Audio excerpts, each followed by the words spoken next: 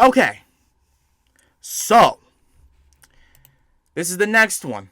The next illustrated one that I said we were going to do right after the one about the blood flies, because that was too short for me. I'm sorry. This one is SCP 5252 illustrated The Lantern Bearer, featuring Doctors Zimmerman, Hydro, Tosh Draws, and Mr. Ram Lama. Hope I said that right. By SCP Illustrated. Alright? So if you want to see more, go to them for more SCP Illustrated stuff. Alright? Let's go.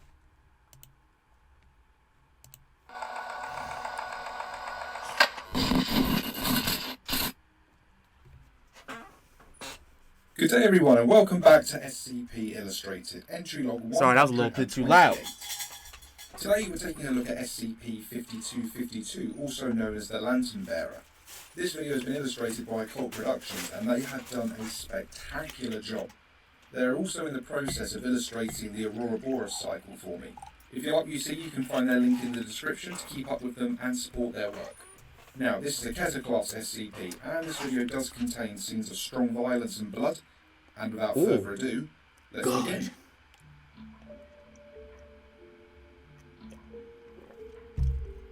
The following data release has been authorised by the following council members and administration staff.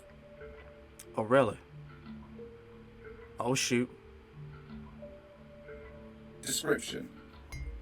SCP-5252 is an approximately 2-meter tall humanoid entity of indeterminate race and gender which carries an oil lantern. Reported details regarding its appearance are sparse and unclear. SCP-5252 travels at will by unknown means throughout a 26.3 square kilometre section of land located in the central region of Nepal within the Himalayan mountains. The area includes a remote mountain pass, numerous hiking trails, and a local village. Oh, wow. A pattern of injuries, thefts, and disappearances have been attributed to SCP-5252. Most often seen on adjacent peaks or trails moving along at a walking pace, sightings of this entity date back in local records to 1435. The oral tradition puts the potential first emergence of SCP-5252 within the 12th century. Instances of this entity coming into closer range of observers are primarily during inclement weather. Okay. Reports indicate that lone or paired climbers who become lost often mistake it for a Sherpa or a rescuer and follow the entity back to the trailhead.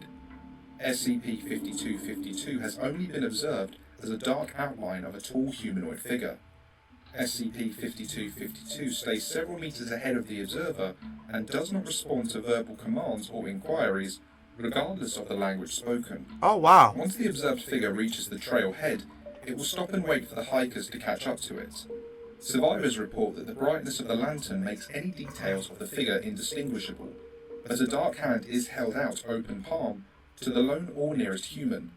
If the individual fails to present SCP-5252 with an item, it will take an object by force or inflict non-lethal injury. Revision as of the 13th of October 2000. See Addendum 1.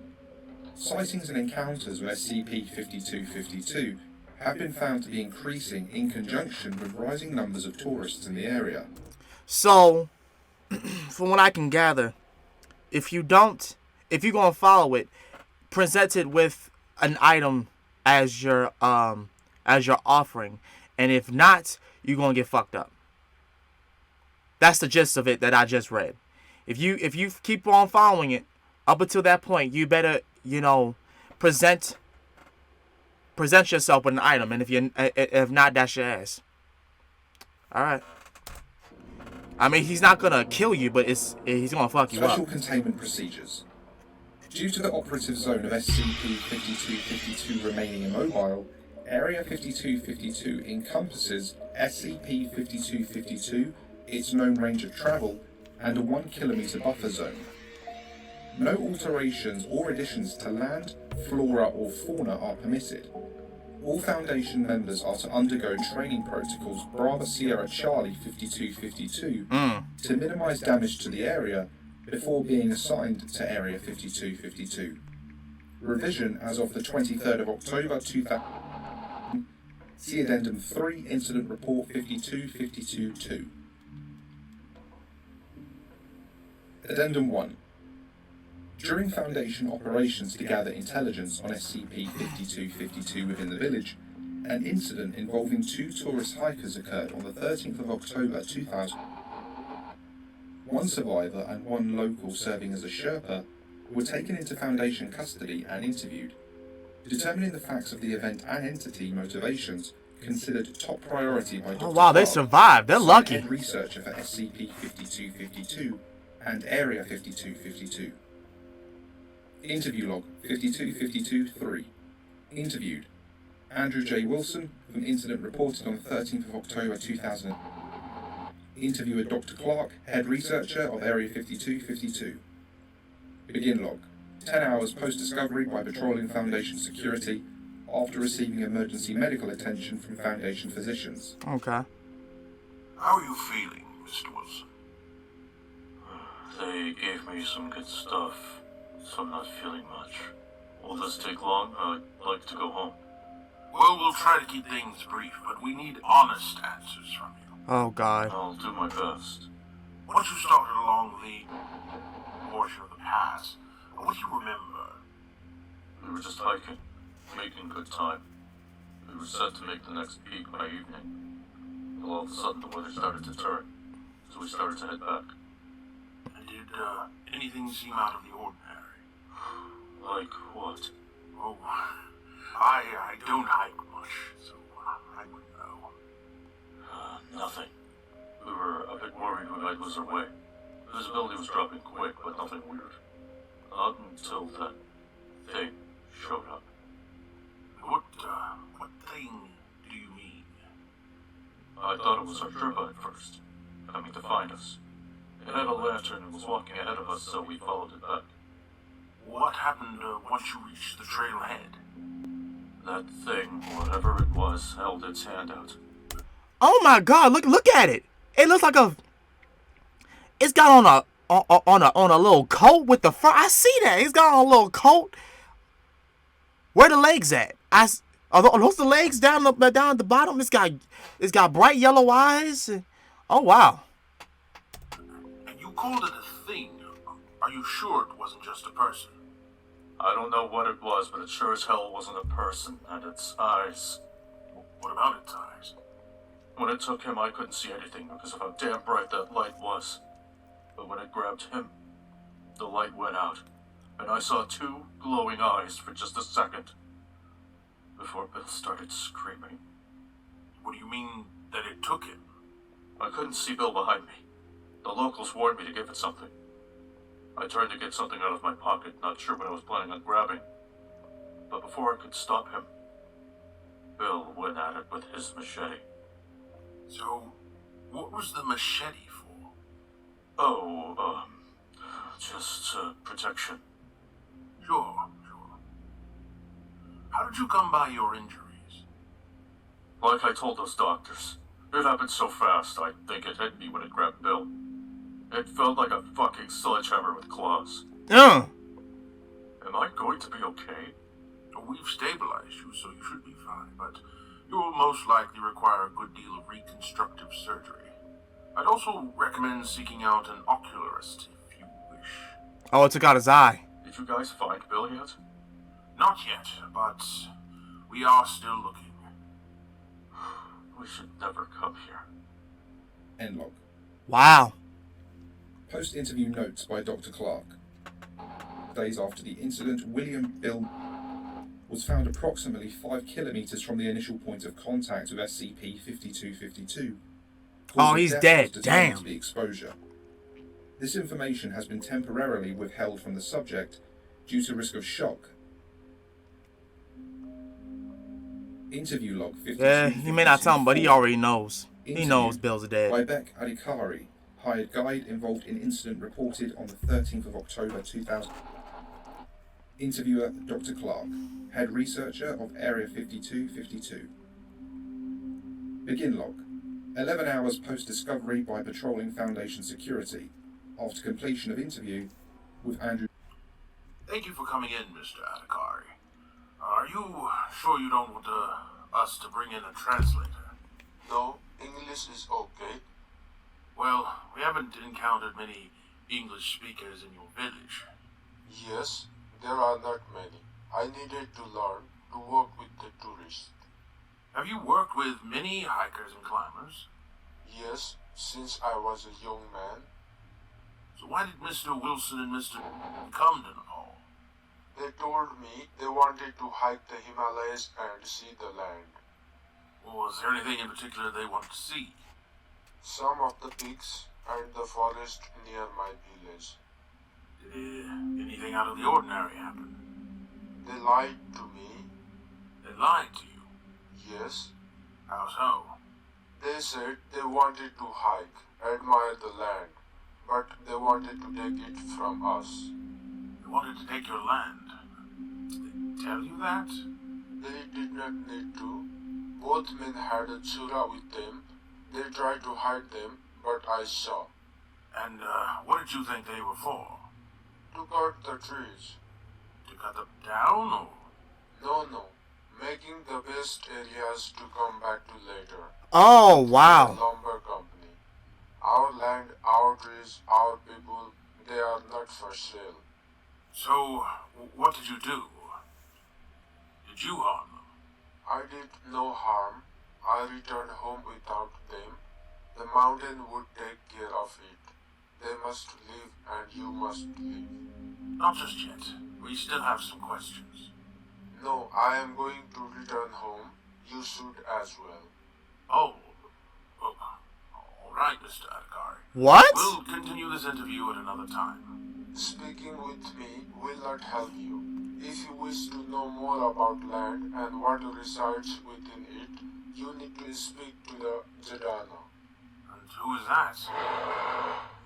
Mr. Adhikari, wait, we're not finished here.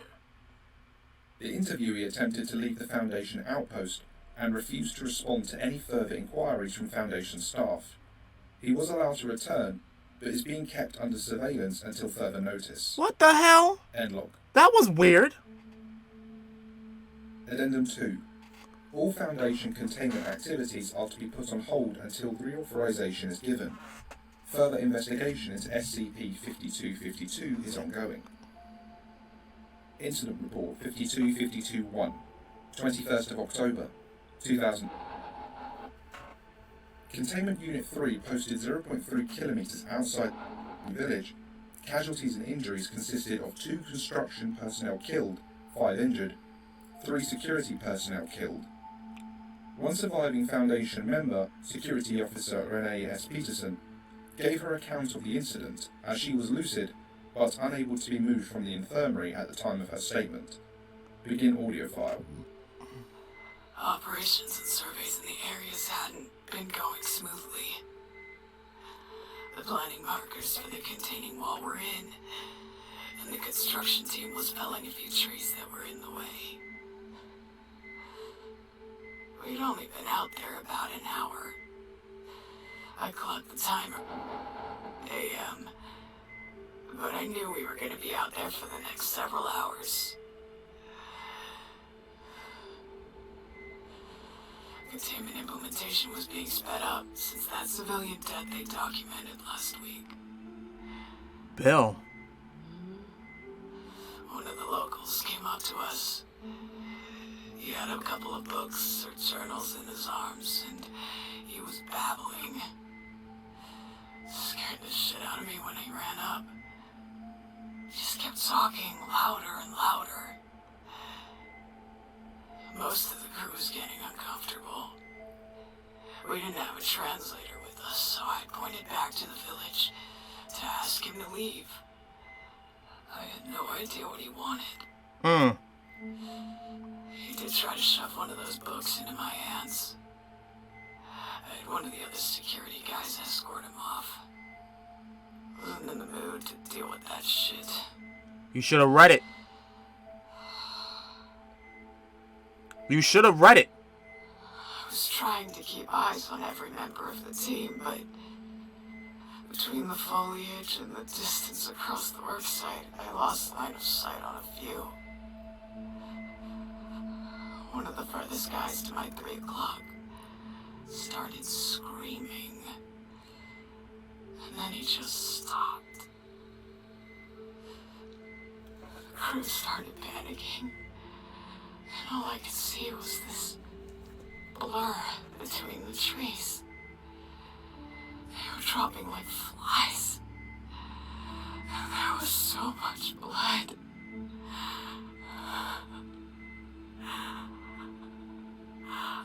I didn't want to risk shooting one of my men, but it wouldn't have mattered anyway. It was too fast. After just a minute or two, I was the only one left. And then I saw it. Tall and dark, carrying a bright light. I didn't get a good look before it smacked my gun out of my hands. The last thing I remember is being thrown to the ground. The eyes, too. Like the sun. And she's dead. End audio file. Damn. After partial amputation of 3 fingers on her left hand and full amputation of her dominant arm above the elbow, Security Officer Peterson has been medically discharged from duty. 32 hours after the incident on the 21st of October 2000, the individual referred to as the Jordana by Mr. Adhikari was located by investigation agents and brought in for questioning by Dr. Clark. Interview log 52. They wanted y'all to leave their land, and that entity is trying to help. Is helping them. A young man referred to as the Jordana and a resident of. So that was him. Interviewer Dr. Clark, head researcher of Area 5252. Begin log. Thank you so much for coming in, Mr. Acharia. I'm sure you have some idea of why you're here. Please, just call me Sung. And yes, I know why. You need answers, and you hope to get them from me. Well, we've spoken to a few of the people from your village, and all of them have mentioned you. I was actually hoping you could help us. What can you tell us about the entity? Entity? Well, something attacked those hikers and my colleagues, and we need to know everything you know. The ones that were tearing apart the forest by our village? You are with them? Well, yes, of course, but we're not here to do harm. I'm sorry, but I have nothing for you. Nothing to tell you. You need to leave, now. We can't leave, and we need your help. No, you people are making things worse for us. If you continue on this path, you will destroy everything. Please, Sang. I don't want to see anyone else die. They died because of you. Of course, we made a mistake. We simply want to correct it. You fail to understand it or anything about this place. Yes, but we want to understand. Please, help us understand. I truly want to understand. Why? They weren't just my colleagues. Some of them were my friends, or as close to friends as you get in my job. Also, I'm a researcher. I've got no interest in the temple land or anything material. I just want knowledge. Please, say. You truly mean that? Very much so. Alright, I will share what I know with you. Come to my home tomorrow and I will allow you to study the text and the journals. See, the books that he was trying to give that girl. The Jordana That security girl. before me have left behind a wealth of information. My own book might even hold some value to you. Maybe once you have this knowledge, you will be wise enough to understand why it's best to leave things be. I'll need to bring in a team with me, for my safety and yours. Fine, but tread lightly. Naturally. End log. Addendum 3. Incident report. He was trying to tell y'all, but y'all wouldn't listen. 23rd of October, 2000. SCP-5252. She didn't want to hear what he had to say, and she got killed. To create a more permanent base within the village and interview a person of interest. During the ensuing combat, a fire ignited on the exterior of a civilian home. Due to most structures in the area being composed of highly flammable materials such as wood and straw, as well as inadequate firefighting equipment, destruction of the village was virtually total and Damn. resulted in massive casualties of both locals and Foundation members. Analysis of the scene showed an overturned hanging lantern as the source of the fire. Torn material lodged in the edge of the lantern housing was found to be the same as that of a Foundation security uniform vest. A Foundation forensic team determined the cause of the fire to be accidental, but ultimately puts the Foundation partially at fault. He was trying to tell y'all. A fire-damaged leather-bound journal was recovered from the wreckage of a civilian home by Dr. Clark and translated from Nepalese. Legible pages include the following. Document 5252-1, 29th of May 2000. Ita came to me this morning with a gift for the spirit. Even so young, my sister understands the importance of our connection with the land and it. It warms me to know I have served as a good example to her. Since this is her first offering, I am hoping the spirit accepts it. I am concerned, though, that it will leave a rock behind, no matter how pretty and shiny Ita insists it is. Like me, she fell in love with the mountain, the animals, the trees on our walks. I do wish she wouldn't load the pockets of her skirt with stones every outing though. Regardless, I have a lovely new paperweight that I agree is even prettier and shinier. Document 5252-2, 30th of April 2000. Mother was kind enough to leave me supper on the table for when I returned from the mountain. Despite it being springtime, the snow is thick on the trails and passes. I came home half frozen long after the sun had set. My convening with the spirit has paid off though. It spoke of a productive farming season all through autumn. The offerings last year must have been enough to make up for most of the damage done by the tourists. So the spirit protects the land. The spirit is there to protect the land, and anything that disturbs it, the spirit will unleash its wrath upon people. That's basically what I'm getting at. And he's they're giving it offerings when he goes up to the mountain, so that way the spirit is calm and they know that they're at peace with it. That makes perfect sense. Document 5252-3, 14th of May 2000. I woke last night to a light by my window. A visit to the village from the spirit has only happened a few times since the death of my predecessor. She taught me so much over the years, but my knowledge can only do so much and I miss her guidance. The spirit is a strange thing, and nothing I have been taught is certain. I am not sure the reason for this, but it's restless.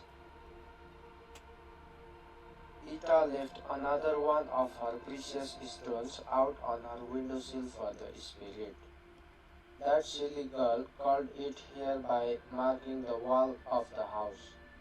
I should never have showed her the offering symbol. Thankfully, I can see the light heading out of the village back to the mountain.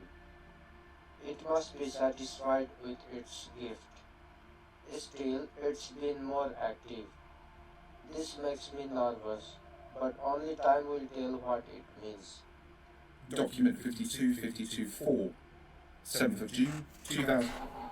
More and more foreigners are coming to the mountain the past. And people keep disturbing the The mountain. land is starting to wear down and be altered. They come in, go where they wish, do what they wish, and leave their unwanted rubbish behind with us. The spirit is growing restless. It still appears to me and the people of my village in aid, but I fear what may happen if this disrespect is allowed to continue. 13th of October 2000. I must convene with the elders and insist we begin to limit tourist permits before something far worse comes to pass. A visiting foreigner lost his life to the mountain and his friend nearly so. I saw for myself that the spirit put out his eye, but he will live to tell what happened. Hopefully that will dissuade some. No. Unfortunately, it didn't. Confided in me that he suspected the men were sent by a lumber company. He doesn't wish to work as a Sherpa any longer. I respect his choice. I am not sure those men deserved what happened to them, but it doesn't suffer fools. Document 52-52-5, 15th of October 2000. A large group of strange people came to the village. The Foundation. They seemed to be trying to pass as curious tourists or scientists looking to research the land. But something is not quite right. I can sense the agitation of the spirit. I plan to visit the mountain tonight and see if it will speak with me. It has been more and more quiet as the damage has been done. I have returned home from the peak and my heart is filled with terror. The spirit wouldn't speak to me. It wouldn't even show itself. This is a terrible omen of things to come, I fear.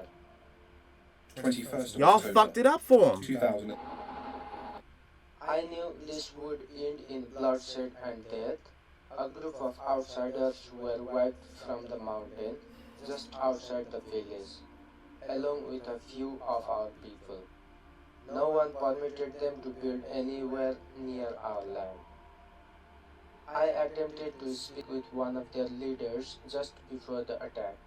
She sent me away like I was an ignorant child getting in the way of their work. Yep, that's why she died. The spirit marked me before my family even did. Even after all these years, the suit still has not faded. My connection with it is still strong. Yet they question me. The spirit still will not speak with me, but I will not give up. I must prove to it my people still respect and care for our land and one another. These strangers will not heed my warnings either. Between it and them, one will bend to the other. And I fear what will happen if this conflict truly comes to bear. Addendum 4. Attempts to locate Sang Acharya, the author of the journal, have been unsuccessful. Security personnel followed human tracks from the found journal for nearly 4 kilometers, heading towards the nearest mountain peak, before the trail became impassable. A torn piece of parchment identical to the makeup of the journal previously referenced was found near the wreckage of the village. Document 52-52-6. Researchers studying this case note here that the handwriting of this particular entry appears to be rushed and made by a shaking hand. The parchment is marred with a substance shown by testing to be a mixture of human blood and oil-based soot. Everything is gone. My people are all dead or scattered to the nearest villages for refuge. Most of the foreigners who came here are gone, dead or run away. The spirit has provided so much and now it has taken everything. The village has burned to the ground. My mother and father, along with my brother and baby sister, have perished. Damn. There's absolutely nothing left for me here. My only path is to travel up the mountain and hope to convince. See what y'all did? Y'all fucked everything up. Time before I give myself to the land. Sightings of a second iteration of SCP-5252, henceforth referred to as SCP-5252-A, have been cited alongside SCP-5252 and documented by security personnel.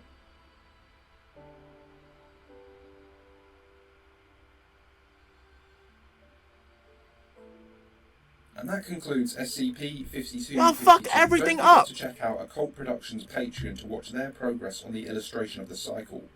Thank you all for watching. I hope you enjoyed this video. Be sure to like and subscribe. Man, I swear, I hate stories like that. Like everything was fine until Taurus and Foundation came and they messed everything up. That spirit was actually helping them out until they messed up the land. You cutting down the trees and all that. See, that's what I be talking about, man. I hate stuff like that because then I get so pissed off when those kinds of people